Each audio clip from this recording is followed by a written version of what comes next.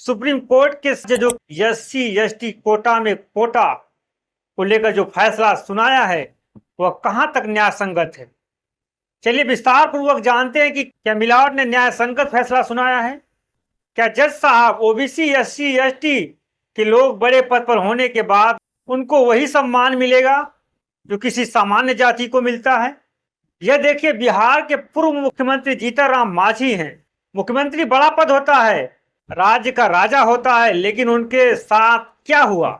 इनके पास बड़ा पद होने के बावजूद भी समाज के कुछ लोग इनको इंसान नहीं मानते हैं। उन लोगों के मन मस्तिष्क में कैसे निकाला जाए कि यह भी इंसान है, इनको भी सम्मान मिलना चाहिए। सूबे के पूर्व मुख्यमंत्री मंदिर में पूजा करने के बाद मंदिर और मूर्ति को धोया जाता है। क्या आपने कहीं सुना है कि सामान्य जाति के नेता किसी मंदिर में जाते हैं तो उस मंदिर को धोया जाता है, मूर्ति को धोया जाता है? आपने कहीं सुना? या अगर कहीं देखा हो या सुना हो तो कमेंट में हमें लिंक साझा करें। आप कैसे समझाएंगे कि अब पूर्व मुख्यमंत्री के साथ ऐसा क्यों हो रहा है? वह कौन लोग कर रहे हैं? वही भारत में तो हर जाति का सम्मान होता है, हर धर्म का सम्मान होता है, तो फिर दलित ओबीसी एसटी के साथ ऐसा भेदभाव क्यों? मिलावट, क्या यह इस देश के नागरिक नहीं है? इनके साथ भेदभाव क्यों हो रहा है? उत्तर प्रदेश जैसे बड़े राज्य के पूर्व मुख्यमंत्री अखिलेश यादव कन्नौज के जिस मंदिर में दर्शन करने के लिए गए थे, वहां से जाने के बाद उस मंदिर को गंगा जल से धोया गया। यह भेदभाव कैसे चलेगा? मिलावट, यह कब मिटेगा? कौन कर रहे हैं ये लोग? यह किस समाज से आते हैं? यह भी तो मालूम होना चाहिए।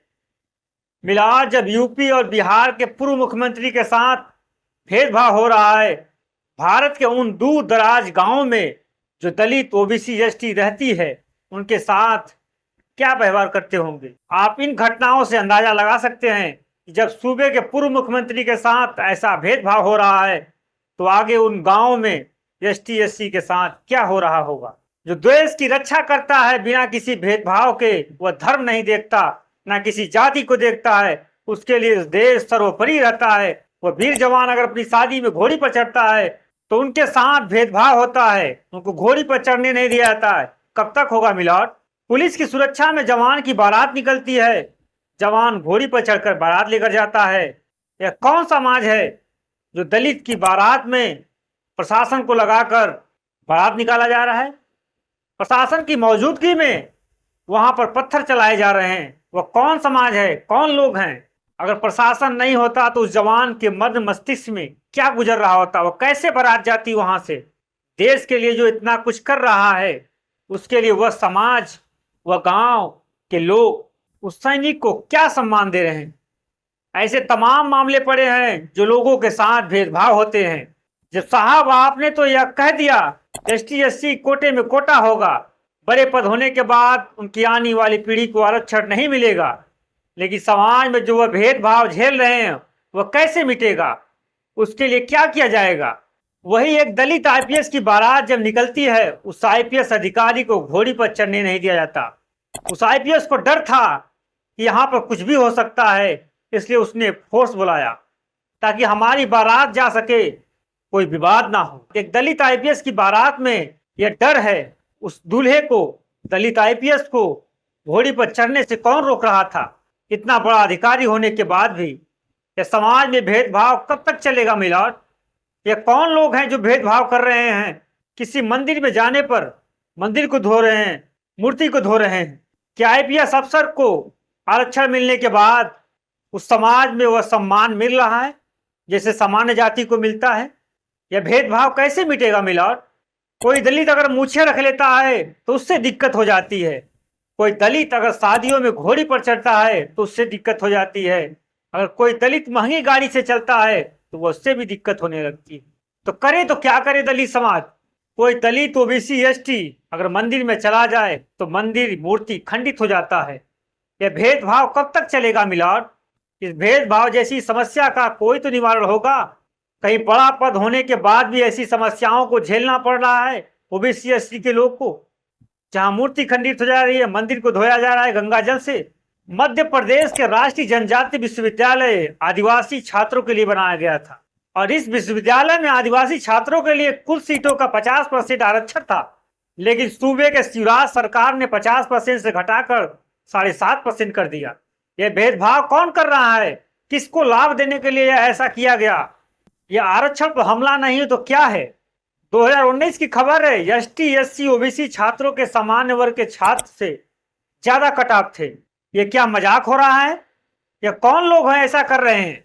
आरक्षण को लेकर 1 जुलाई को सुप्रीम कोर्ट के जिन 7 जजों की कमेटी ने 6 जजों ने फैसला सुनाया, एससी एसटी कोटे में कोटा होगा, बड़े पद पर होने के बाद उनके बच्चों को आरक्षण नहीं दिया जाएगा। इस पर जज साहब बेला त्रिवेदी ने क्या कहा है यह भी जान लीजिए। जज बेला त्रिवेदी ने कहा कि राष्ट्रपति द्वारा अनुच्छेद 341 का हवाला देते हुए किसी भी जाति को डालना और हटाना सिर्फ राष्ट्रपति द्वारा और संसद में कानून लाकर ही हो सकता है। फिर मिलावट यह कैसे हो गया? नरेंद्र मोदी की सरकार को सत्ता में आए लगभग 1 साल ही हुआ था। 2015 में department of personal and training DOPT ने ओबीसी के लिए 120 अभ्यर्थियों की इसलिए नियुक्ति पत्र नहीं दिया गया क्योंकि उनके परिजन, उनके गार्जियन का जो आय था 6 लाख रुपए से अधिक था, जो क्रीमीलेयर में आते थे। अब इसी क्रीमीलेयर का दायरा बढ़ाकर 6 लाख से 8 लाख कर दिया गया। साल 2015 में ही 1078 अभ्यर्थियों की सिविल सेवा परीक्षा में योग्य पाया गया, लेकिन सिर्फ 902 लोगों को ही नौकरी मिली। यह सब ओबीसी क्रीमीलेयर की वजह से ऐसा हुआ क्योंकि आय मानक के हिसाब से अधिक थी। 21 जुलाई 2023 को सांसद असदुद्दीन ओवैसी ने संसद में सवाल पूछा था कि उच्च न्यायालय में 79% न्यायाधीश उच्च जाति से थे, तो पिछड़े और अल्पसंख्यक के असमान प्रतिनिधित्व को दर्शाते हैं। सरकार ने जवाब दिया कि 2018 से लेकर 17 जुलाई 2023 तक नियुक्त किए गए 604 उच्च न्यायालय में न्यायाधीश 458 जज सवर्ण जाति से थे, 18 जज अनुसूचित जाति से थे और 9 जज अनुसूचित जनजाति से थे, 72 जज 72 जज ओबीसी जाति से थे और 34 जज अल्पसंख्यक समुदाय से थे। जब आरक्षण को लेकर इतने बड़े बड़े फैसले सुनाए जा रहे हैं तो फिर अदालतों में किस हिसाब से जज साहब की नियुक्ति हो रही हो? 604 जजों में से 458 जज सवर्ण जाति से थे। अगर देखा जाए तो एक समुदाय के लोगों को 75% लाभ मिल रहा है और दूसरे समुदाय को क्या मिल रहा है, यह भी तो देखा जाना चाहिए। जज साहब, क्या सिर्फ वही जाति सक्षम है जज बनने के लिए?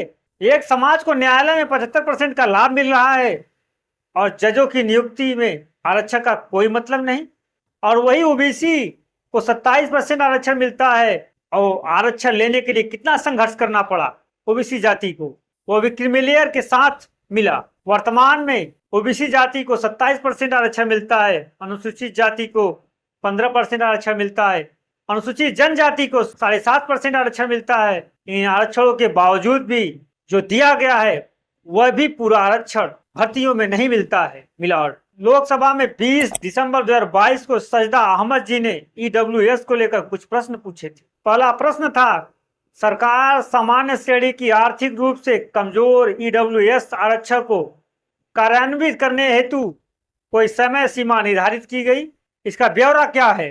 दूसरा सवाल था, ईडब्ल्यूएस लाभार्थियों की पहचान करने के लिए कोई सर्वे किया गया, इसका ब्यौरा क्या है? तो सरकार की तरफ से जवाब दिया गया।